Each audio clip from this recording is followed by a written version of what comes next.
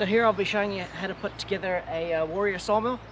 This is the M6 13M, and we also do the M8, which is just got a larger motor and a larger blade. So there's a number of ways to assemble the M6 or the M8 Warrior. One, you can take it apart, take the motor off. Two guys or two people can lift that carriage, and you basically assemble the unit where the log sits. The beam is a little heavy, so two people will just be able to manage that. So we have a jockey wheel kit that doesn't come standard with the machine, but you can purchase that online.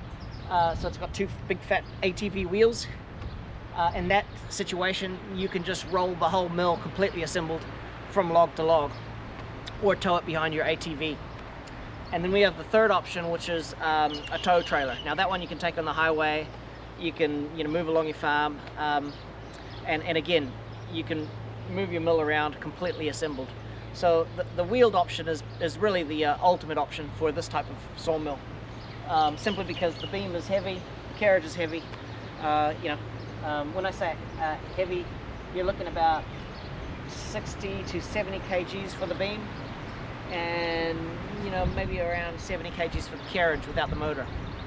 So they're heavy items. Here we have a redwood log. It's a nice size log. So what we'll do is we'll assemble the beam to the end frames, and once that's assembled, then we'll use blocks to lift the whole setup up, and then we place the carriage on afterwards, install the motor, and so on.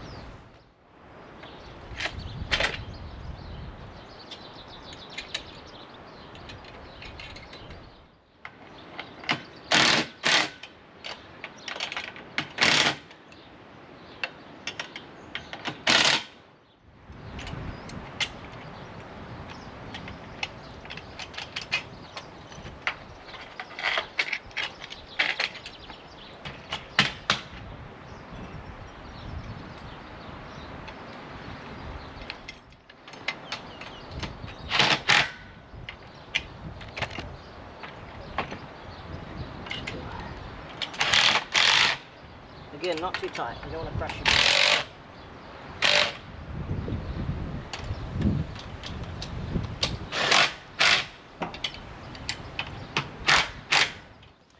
Okay, so this is your lift chain. It goes over that little pulley there, and then we just pop the pin through the hole like that, tighten her up.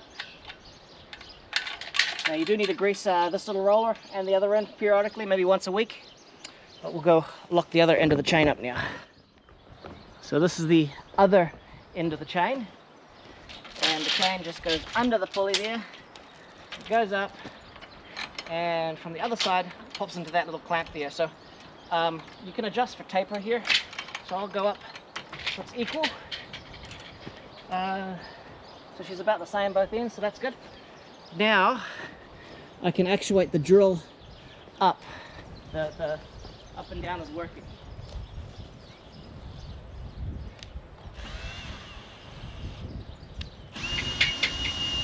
Simple as that.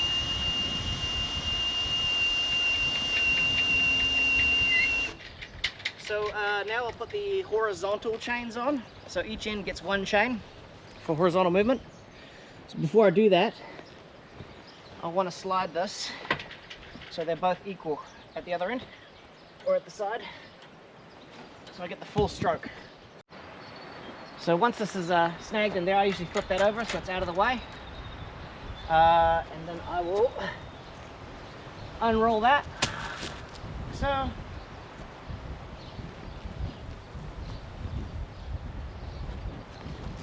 and I will pop that on the cog and rotate it just a tad, and I'll do the other side, the other chain at the same time. The reason you feed both chains in at the same time is you get them timed well that way. So try and get that in as far as you can. Right, so they're both locked into the cogs, so you can actually wind that over like so. feed that up through there.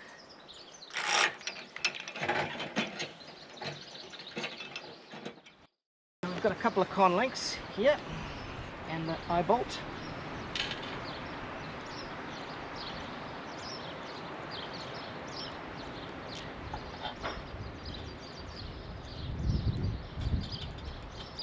And this pops in, like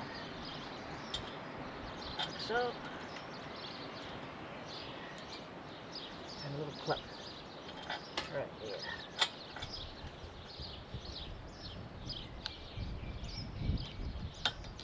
That side's done. And this side.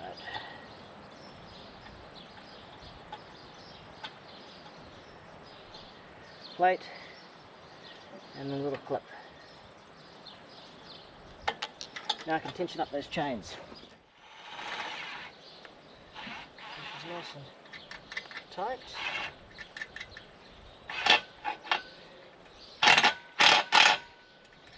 Lock that up.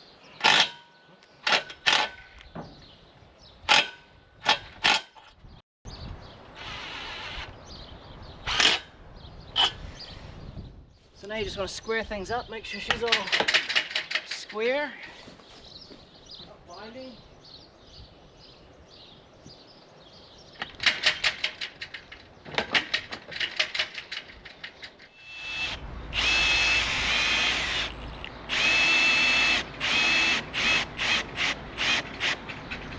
Right, so we need to go a little bit higher, so we need some blocks under each footing.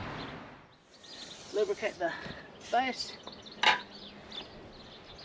So we're pretty level there on the line, and the same the other end.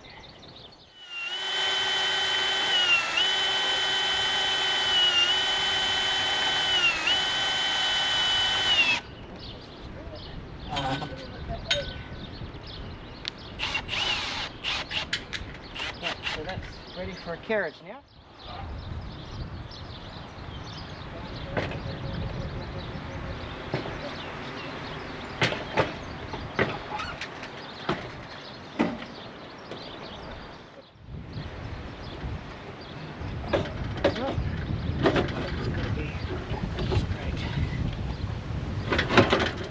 Yep. Belts on.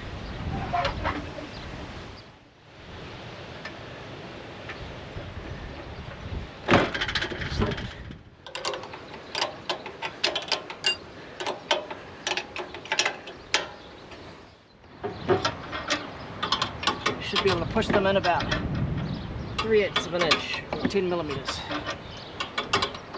Good. And then you can lock this little nut up here, which locks it in place. Up through the hole here.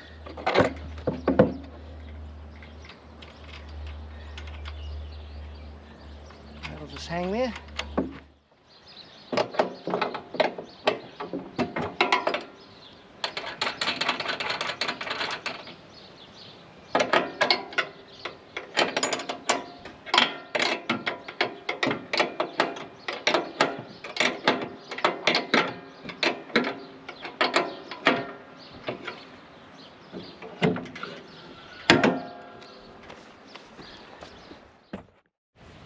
Now we'll put the blade on.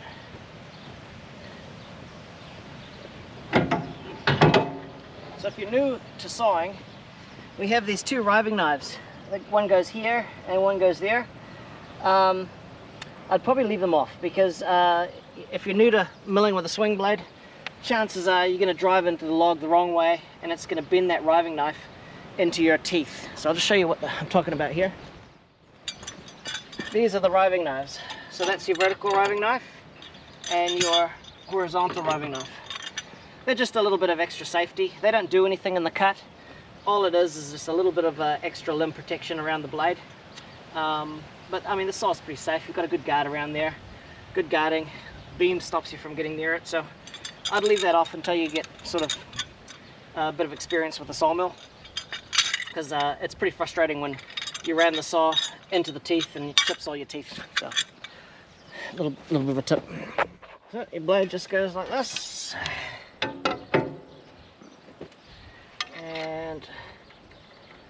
4 screws.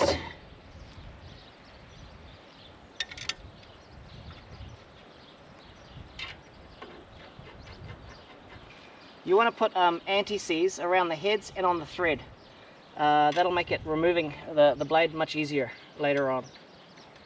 And again, when you use the Allen key to tighten these up, just don't do them too tight, just nip them up and then apply the backing nuts up with a bit of torque. Again, so that they're not seized on next time around. So you want to make it as easy as possible to take this blade on and off.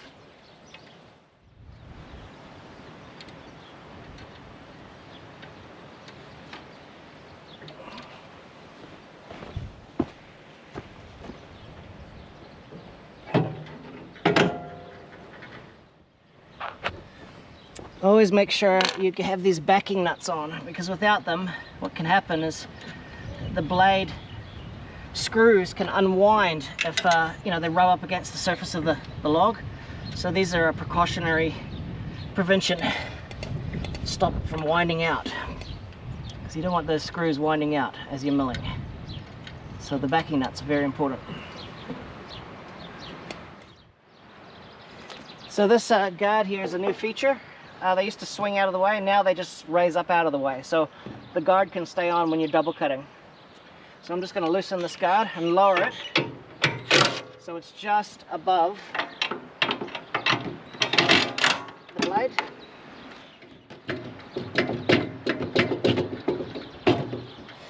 So I just lower it down so it's just above the blade there. Lock it back up.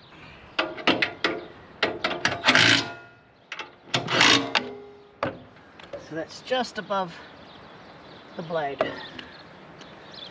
Let's start it up and see if it works. So track brake here, choke on,